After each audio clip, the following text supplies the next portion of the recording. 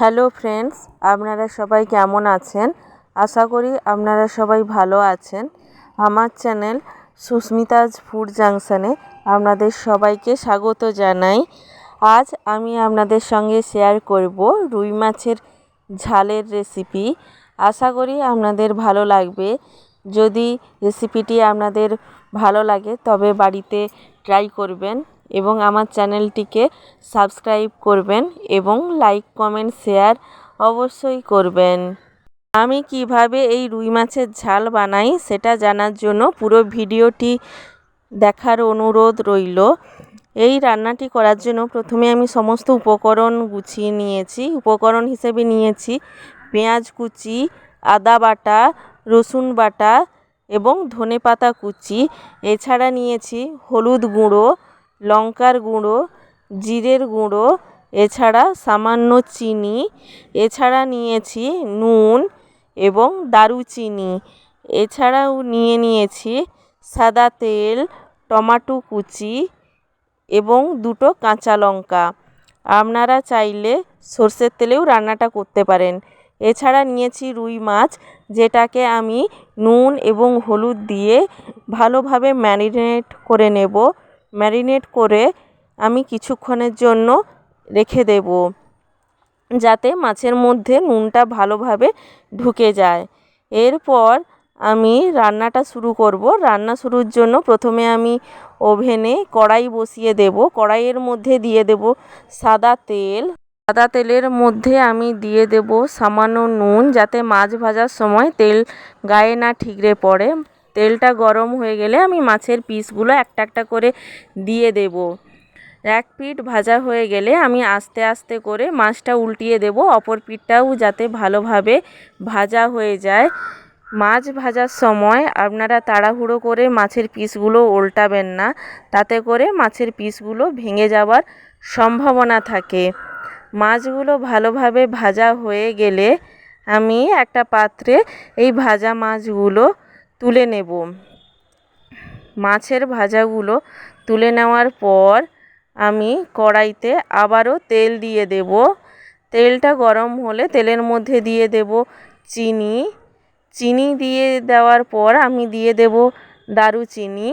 চিনিটা যখন লাল হয়ে যাবে তখন আমি তেলের মধ্যে দিয়ে দেব রসুন বাটা।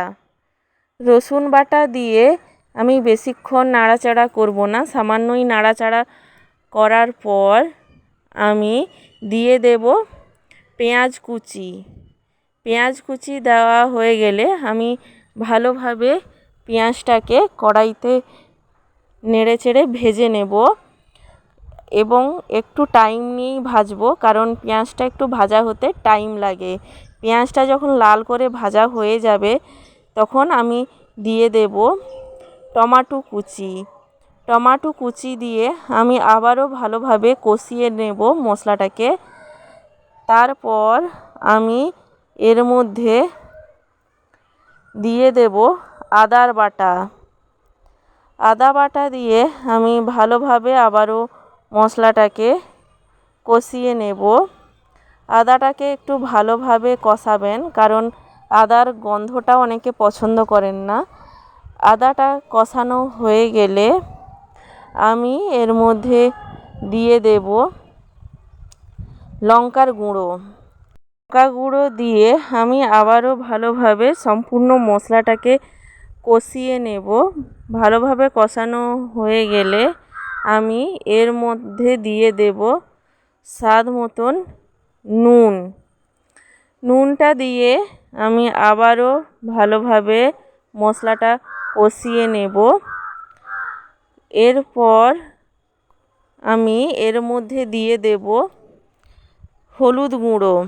হলুদ গুঁড়ো দেওয়ার পর আমি এই মশলার মধ্যে দিয়ে দেব মশলা ধোয়া জল, যাতে করে মশলাটা কড়াইয়ের মধ্যে ধরে না যায়। তারপর একটু না কষিয়ে নিয়ে এর মধ্যে আমি দিয়ে দেব 2টো কাঁচা লঙ্কা। কাঁচা লঙ্কা দেওয়া হয়ে গেলে আমি কিছুক্ষণ আরও কষিয়ে নেব। তারপর এর মধ্যে আমি দিয়ে দেব জিরের গুঁড়ো।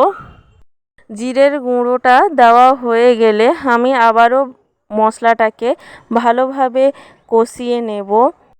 মশলাকে ভালোভাবে কষানোর একটাই উদ্দেশ্য, রান্নাতে কোনো মশলার কাঁচা স্মেলটা যেন না আসে। এরপর কষানো সম্পূর্ণ হয়ে গেলে আমি দিয়ে দেব প্রয়োজন মতন জল দিয়ে আমি কিছুক্ষণ এটাকে ফুটতে দেব। এর মধ্যে আমি বেশি জল দেব না, কম জলই দেব। জলটা ফুটে গেলে আমি এর মধ্যে দিয়ে দেব আগে থেকে ভেজে রাখা মাছের পিসগুলো।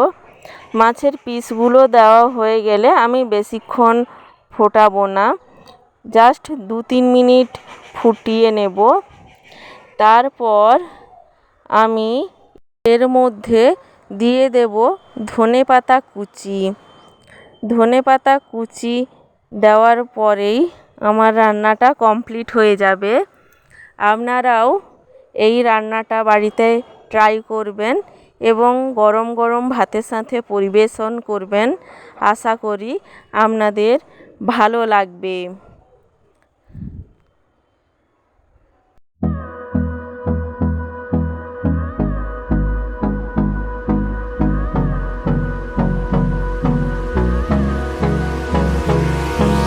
Hold me close till I get up. Time is barely on our side. I don't wanna waste what's left. The storms we chase are leading us, and love is all we'll ever trust. Yeah, no, I don't wanna waste what's left. And on we'll go, through the wastelands, through the highways.